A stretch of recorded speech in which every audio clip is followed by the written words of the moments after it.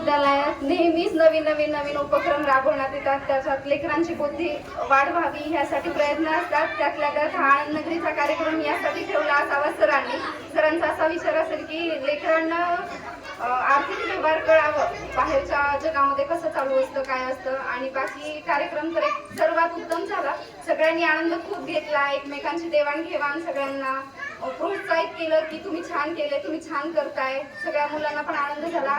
मुलांसोबतच आम्ही खूप आनंद घेतला आनंद नगरीचा. आनंद नगरी असावी तर हिरव्या हिरव्या सुरावटीचा आम्हाला गला लढा.